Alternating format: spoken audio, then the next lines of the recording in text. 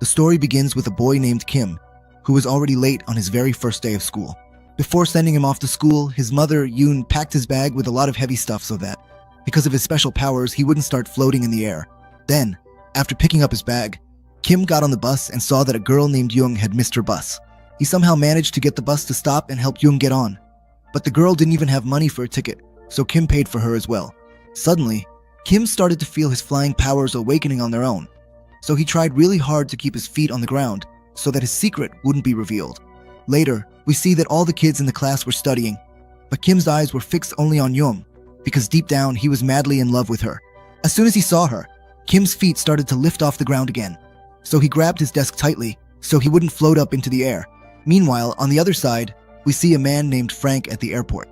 He took the equipment for his mission from a truck parked in the lot and then disguised himself as a worker. It is then revealed that Frank was a serial killer who had been assigned by the Supernatural Control Agency to kill people with extraordinary powers living in Seoul. After school ended, all the kids were heading back home.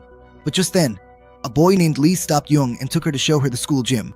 Since Young was new at the school, the teachers had given Lee the responsibility of showing her around. Meanwhile, on the other side, Frank arrived at his first target, Jin-chin's office. Jin-chin immediately realized upon seeing him that this was an imposter. Jin-chin took him aside and asked how he knew his real name, to which Frank replied that a company had sent him here to kill him. Hearing this, Jin-chin became furious and, using his incredible strength, twisted a golf club as if it were paper and attacked Frank with it. Frank somehow managed to save himself, but Jin-chin picked him up and slammed him so hard against the wall that the wall broke. At that moment, Frank suddenly broke the lens of Jin-chin's glasses, which went straight into his eye. Then, seizing the opportunity, he attacked Jin-chin's chest with a pen and struck his heart, killing him on the spot. Finally, he threw Jin-chin's body far away from the window, and in this way, his first task was completed. Then he returned to his truck and sent a message from his phone to report that the task was done. Meanwhile, Kim's mother, Yoon, was cleaning the house. At that moment, when she looked at her phone, news about Jin-chin's murder was everywhere. Meanwhile, even after school was over, Young was still sitting in the classroom studying because she wanted to get into the best college after school. But the fees there were extremely high, so deep down, Young had already given up hope. When her father asked her if she needed money, she lied and said, "No, I just need money to buy a school uniform." After this, we see a man named Min Hong-young who was the director of the National Security Agency. When he got the news of Jin-chin's murder, his assistant said that it was impossible. But even so, she would do everything she could to remove the news of his death from social media. But Min Hong knew that all the people in the city with special powers were in danger. That's why he ordered his assistant to start training in covert weaponry. Meanwhile, Kim's mother, Yoon, made dinner for him, and after eating, Kim went to bed. But he was so lost in thoughts of the war that he ended up flying and landing on the roof. Anyway, later Yoon sat at her table and took out her gun from a secret box, starting to reassemble it. In fact, she suspected that the news of Jin-chin's death was being suppressed, and that the killer might go after other people with special powers as well. During this time, Yoon remembered her life from many years ago, when she used to carry Kim on her back and wander around the city, because they had nowhere to stay. Then one day, the owner of a deserted shed gave her a place to stay.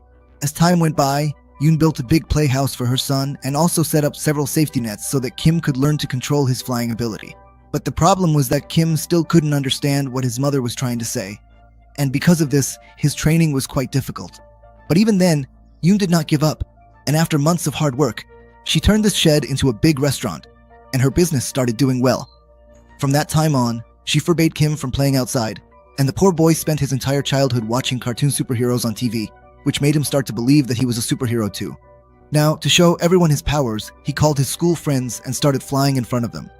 Seeing him fly, all his friends were really happy, and Kim was also finally happy to reveal his secret. But he didn't know that the school principal had seen him. Then in the evening, one of Kim's friends also decided to practice flying like him so that he could impress the other kids too. But he slipped and fell badly, getting seriously hurt. After this, Yoon was called to the school and there were a lot of complaints about Kim, so Yoon had to apologize to them for no reason. Kim realized how embarrassed his mother had been because of him, so he became very sad and went up to the roof to cry. But suddenly, the rope tied around his waist snapped and he was swept away by the storm. But just in time, Yoon arrived there and pulled the rope with all her strength, saving her son's life. The next day, all the children arrived at school. But even though Kim and Young ran, they were still a little late. However, the guard saw that they were only a few seconds late, so he let them in. Meanwhile, on the other side of the city, Frank arrived at an old library, closed the door behind him and stood in front of the owner. He asked the owner if he used to be known by the name Bunk. At that, the man realized he was in danger, so he used his electric powers to turn off all the lights. After that, he took a battery out of his radio and began to awaken the electric energy inside him, making his hair stand straight up. Then suddenly, he attacked Frank and started giving him powerful electric shocks again and again. To save himself, Frank used some books and fought back, making Bunk drop the battery from his hand. But soon, he picked up the battery again and struck Frank with a massive electric attack, sending Frank crashing straight into the ceiling. Finally, Bunk took a photo out from his desk and, as soon as he set it on fire, he started strangling Frank. He gave such powerful electric shocks that it caused a short circuit in the room. Frank was about to die, but at the last moment, he turned around and threw Bunk far away, finishing him off with a single deadly blow. In the end, this prey of his was also killed. Then, when he saw the burning photo in Bunk's hand, he realized that Bunk also had a son. This made Frank quite sad, but he quickly left the place and escaped in his truck. Meanwhile, at school, Jung realized that because she had run to get there, her uniform smelled of sweat. Because of this, she felt quite embarrassed, and on top of that, a boy named Beng started bothering her. He picked up Jung's school record and saw that she does gymnastics. Then he started making fun of her, so Lee stopped him and told him to go back to his place. Later, when she went to the gym to practice gymnastics, Beng started bothering her again. When Lee blocked his way once more, Beng told him to meet outside the school, and Lee immediately agreed, but he didn't know that a teacher was watching him. Anyway, then Beng tried to attack Lee, but Lee easily dodged him and threw him to the ground. Now, in anger, Beng picked up a glass bottle from the ground and was about to hit Lee with it, but with a single powerful punch, Lee sent Beng flying into a tree. That's when it's revealed that Lee also possesses extraordinary powers. Anyway, later when the teacher asked why Beng wasn't in class, Lee lied and said that he wasn't feeling well, so he went home early. A few hours later, news of Beng's murder spread on TV, and Yoon started worrying about the safety of her son, Kim. Anyway, in the evening, Kim and Jung went to a store to buy his new uniform, and then the two of them had dinner together. Meanwhile, Frank was looking at the photo he got from Beng when he received orders to eliminate his next target. On the other hand, Kim and Jung were talking to each other, and later they went to clean the washroom at school. They got this punishment because they were late for class in the morning. During this, Jung noticed Kim's injury, which he had gotten because of their collision that morning. Then Jung started applying ointment to his wound. But as she got closer, Kim became so embarrassed that his feet almost lifted off the ground. Now, to keep his powers hidden, he asked Jung to leave the washroom. But even after she left, Kim couldn't control his powers and started floating in the air by himself. Then the next morning, the teacher again asked why Beng hadn't come to school, but no one had any information about it. Seeing this, Lee became quite anxious. After school, when Kim returned home, his mother Yoon scolded him a lot because he was very late. Meanwhile, Frank, in search of his next victim, reached all the way to the school gates. Then the security guard told him to move his delivery truck away from the gate, so Frank quietly left from there. But the guard became suspicious of him, and after that, he called someone. In this way, several days passed, and now Jung was training in gymnastics with her teacher so she could become a better athlete. Meanwhile, Lee would secretly watch Jung practicing, because he too had started to like Jung in his heart. One night, during practice, Jung suddenly twisted her ankle and fell badly. As soon as he saw her, Lee ran towards her, but at that very moment, Kim also arrived there. After that, Lee stopped in his tracks. Actually, seeing Jung in pain, Kim immediately flew over to her, but Jung said that she wasn't hurt badly, and then she got back to training. Now, with Kim's help, she started doing abs exercises. But because Jung came so close, Kim got flustered and once again flew up and suddenly fell far away. Just then, Jung came running over to help him. Anyway, at that moment, the cleaner came and told him to leave because he had to clean the gymnasium today.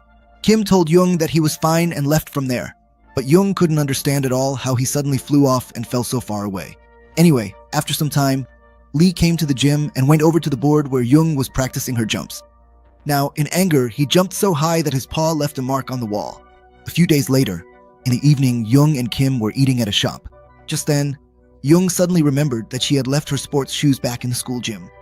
At that point, Kim said he was full and went alone towards the school to get Jung's shoes. But Jung had been suspicious of his actions for several days, so she started following him to find out the truth. When she reached the school, she followed the direction of Kim's footprints, and at that moment, all those memories came rushing back when she had seen Kim flying with her own eyes. In this way, she reached the second floor. But here, the footprints disappeared, so she called out to Kim. Soon, Kim came back, so Jung asked him why he always acts so strangely whenever they're close.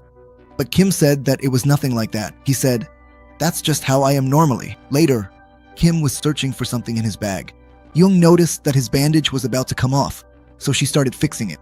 But as soon as she touched him, Kim got so embarrassed that he literally floated up into the air and stuck himself to the ceiling.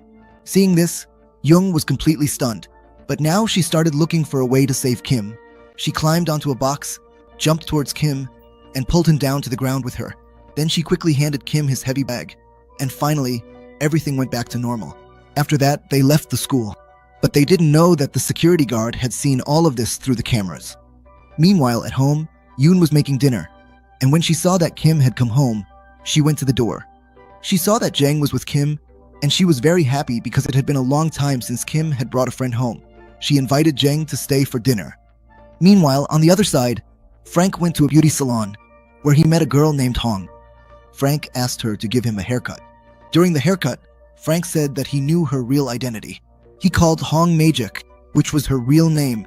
As soon as she heard this, Naeju immediately attacked him fiercely with the scissors, and Frank also stood up at that moment and slammed her to the ground. Then it is revealed that Frank's body could heal any wound within moments. As soon as he pulled the scissors out of his face, Naeju shot at him and ran into the other room. Then she took out a big gun and, using her X-ray vision, she saw Frank through the wall. She then started firing a barrage of bullets. Meanwhile, Frank also rushed to finish off Naeju and broke through the wall, leaping onto her. But Naeju once again fired bullets at him. However, she soon realized that the bullets had no effect on Frank, so she immediately went to the kitchen and grabbed her special gun. She quickly fired at the pipes in the room, causing gas to start leaking from them. Using the smoke as cover, Naeju unleashed a hail of bullets at Frank. During this, Naeju also got shot, but even then she pulled out her big shotgun and struck Frank hard, sending him crashing into a shelf. After that, Naeju ran towards him and delivered a deadly blow with the shotgun, causing him to be thrown far away. Then Frank quickly hid in a corridor so that his powers could heal all his wounds. As soon as he recovered, he came out with renewed energy and, dodging Naeju's shot, ran towards her. He knocked Naeju down with a powerful kick and then started choking her. Then Naeju stabbed her scissors into his leg. After that, she tried to attack his neck with the same scissors, but Frank stopped her just in time. Now, while choking Naeju, he asked her why all the people with special powers were hiding their children. Naeju was taking her last breaths, but even then, she didn't reveal the truth. She said that you're just an ordinary killer, and the gangs will finish you off the moment they see you. Anyway, hearing this made Frank angry, and then he stabbed Naeju in the neck with the scissors, killing her. He said that even if she didn't tell him where her children were, they'd surely come to her funeral when she died. Meanwhile, Kim and Jang were eating in her room when suddenly Kim flew up and landed on the ceiling again. So Jang helped her come down once more. After a while, she went back home, and Yoon noticed that Jang had left all by herself. She scolded Kim harshly and told her to run and drop Jang off at her house right away. Now, using her powers, Kim reached Jang as quickly as possible. Seeing her, Jang was very happy. Then the next day, Kim came to the practice session with Jang, and Jang told her that she hadn't left her previous school by choice. Actually, she had beaten up 17 girls at once, which is why she was expelled from school. One day at her previous school, some girls were really bullying one of her classmates. They humiliated her badly and put her down, which made Jang furious, so to protect that girl, she challenged all the other girls to a fight outside the school. That evening, all the kids gathered to watch the fight, where 17 girls jumped on Jang at once. But none of their blows affected Jang, because she too had extraordinary powers. She didn't lose courage and fought back, thrashing all her enemies and leaving them battered. After defeating everyone, she finally moved toward the leader, who was trying to intimidate her with her heel. The leader tried to attack Jang, but soon realized that her attacks had no effect on Jang. Now, out of fear, she started screaming. At that moment, the girl's boyfriend arrived and attacked Jang with a baseball bat. He knocked her to the ground and kept hitting her repeatedly. But then Jang picked up a stone and struck the boy's leg, and then hit him on the head with his own bat. After this incident, Jang was expelled from school, and her father had to pay a lot of money to settle the matter. Meanwhile, at Najik's funeral, Frank met her children, but after hearing them say such sweet things about their mother, Frank's heart broke and he canceled his plan to kill them. Meanwhile, the National Security Agency was doing everything it could to hide the existence of mutants from the general public. In the end, we see that the boy with the electric powers is searching for his father's killer to take revenge. and he too possesses special abilities just like his father. This is where the first season of the series ends. The next season hasn't come out yet, so don't